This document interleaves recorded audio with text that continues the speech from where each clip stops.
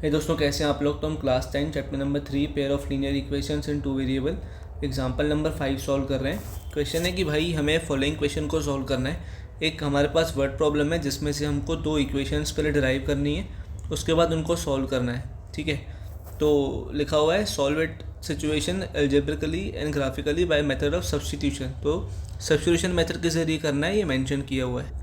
अब हम क्वेश्चन पढ़ रहे हैं। तो क्वेश्चन लिखा है Aftab tells his daughter. Aftab ने अपनी बेटी से बोला, क्या देखो 7 years ago I was 7 times as old as you were then, कि 7 साल पहले जो मेरी उम्र थी वो आपके 7 टाइम्स है जितनी उम्र आपकी उस वक्त थी। ऑल्सो 3 years फ्रॉम नाउ, आज से 3 साल बाद, I shall be 3 times as old as you will be, मैं आपकी एज का जो उस वक्त होगी उसका 3 times हो जाऊँगा। तो हमें सिचुएशन को रिप्रेजेंट करना है एल्जेब्रिकली और उसके बाद सॉल्व करना है। तो क्वेश्चन काफ़ी सिंपल है भाई, बस आप थोड़ा ध्यान से स्टेप्स देखते हुए चलना। तो हमने आफ्ताब की एज को पहले x ईयर्स मान लिया एंड हिज डॉटर्स एज को y ईयर्स मान लिया। ठीक है, लेट किया है। उसके बाद क्वेश्चन कह रहा है सबसे पहली कंडीशन में 7 years अगो, तो 7 साल पहले आफ्ताब की एज क्या होगी। अगर उसकी एज आज x है तो आज से 7 साल पहले क्या होगी, x - 7 होगी। ठीक है, वैसे ही his daughters age 7 years ago will be y - 7 years, क्योंकि इनकी प्रेजेंट एज अगर x है तो 7 साल पहले सामने वाला x - 7 years का ही होगा ना। ठीक है, तो पहले हमने इनकी 7 साल पहले वाली एज निकाली। फिर आगे क्वेश्चन कह रहा है कि आज से 3 साल बाद इनकी एज कितनी होगी। आफ्ताब की जो जाएगी, अगर आज x है तो 3 साल बाद +3 कर देंगे, एंड हिज डॉटर्स एज अगर आज y है तो आज से 3 साल बाद +3 years कर देंगे। अब देखो भाई, क्वेश्चन में हमको वर्ड प्रॉब्लम में से इक्वेशन निकालना है। क्वेश्चन कह रहा है 7 years अगो। ठीक है, 7 years अगो वाली बात हो रही है। आय का मतलब है आफ्ताब, क्योंकि आफ्ताब अपनी बेटी से बात कर रहा है। तो आफ्ताब x - 7 years अगो वाली बात हो रही है। 7 years ago Aftab was is will be, इनको हम इक्वल्स टू कह दें। ठीक है, इसकी जगह पे इक्वल्स टू लगा देना।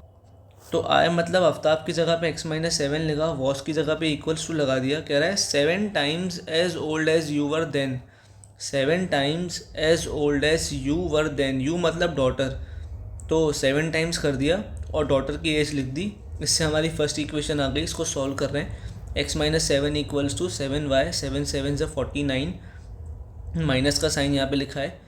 तो इस 7y को मैं यहाँ ले आ रहा हूँ, मुझे मिलेगा x - 7y, -7 को वहाँ ले जा रहा हूँ तो माइनस का 49, और ये माइनस का 7 यहाँ आके प्लस का 7 बनेगा। ठीक है, तो 7 - 49 से मुझे मिलेगा माइनस का 42, और ये x - 7y यहाँ पे चल रहा है। तो x - 7y इक्वल्स टू -42, ये मेरी इक्वेशन नंबर 1। अब भाई सेकंड स्टेटमेंट पढ़ो। क्वेश्चन कह रहा है ऑल्सो 3 years फ्रॉम नाउ, आज से 3 साल बाद, आए मतलब आफ्ताब की जगह पे मैंने x+3 लिख दिया। ठीक है, शेल बी मतलब इक्वल्स टू 3 times, तो 3 मल्टीप्लाई करेंगे ये आफ्ताब, शेल बी मतलब इक्वल्स टू 3 को मल्टीप्लाई किया, टाइम्स लिखा हुआ है। As old as you will be, you यहाँ पे है आफ्ताब की डॉटर, तो आफ्ताब की डॉटर की एज 3 साल बाद कितनी होगी, y+3, तो I shall be 3 times as old as you shall B.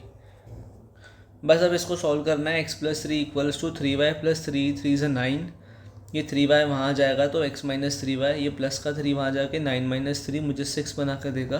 तो x - 3y इक्वल्स टू 6, ये मेरी सेकंड इक्वेशन बन गई। So we have x - 7y equals to -42, equation number 1, and x - 3y equals to 6 which is equation number 2। यहाँ से हम solve करेंगे substitution method के ज़रिए क्वेश्चन को। इस चैप्टर में ज़्यादा कॉम्प्लिकेटेड कुछ भी नहीं है, बस बेसिक चीज़ समझना कि आपको इक्वेशंस या तो दी होंगी या तो वर्ड प्रॉब्लम्स के फॉर्म में या तो डायरेक्ट। अगर वर्ड प्रॉब्लम्स के फॉर्म में दी हैं तो आपको उनको एक्सट्रैक्ट करना आना चाहिए। खैर, हमने दो इक्वेशंस निकाल ली from first which is x - 7y equals to -42।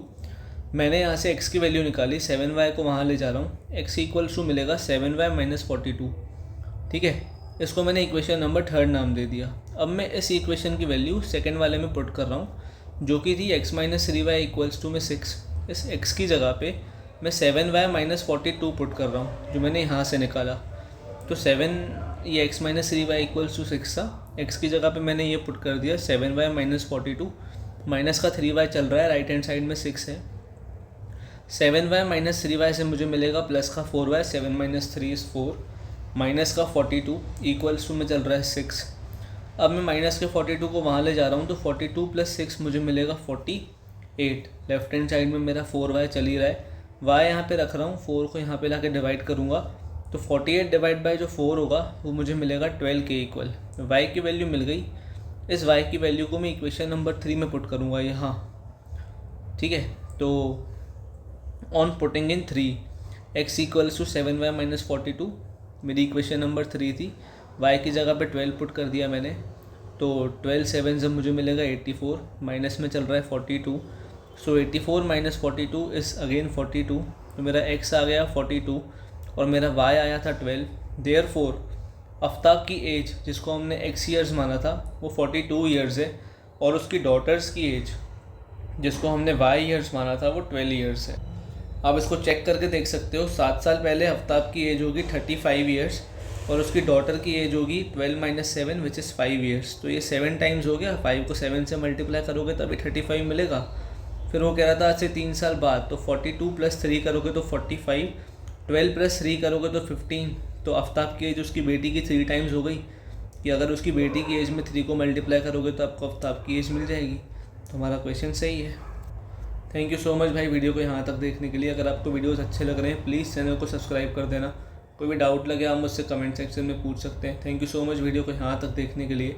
इस पर्टिकुलर वीडियो को लाइक और अपने दोस्तों के साथ शेयर ज़रूर कर देना। Wishing you a very happy learning ahead. मैं हूँ आपका भाई, आपका दोस्त भरत।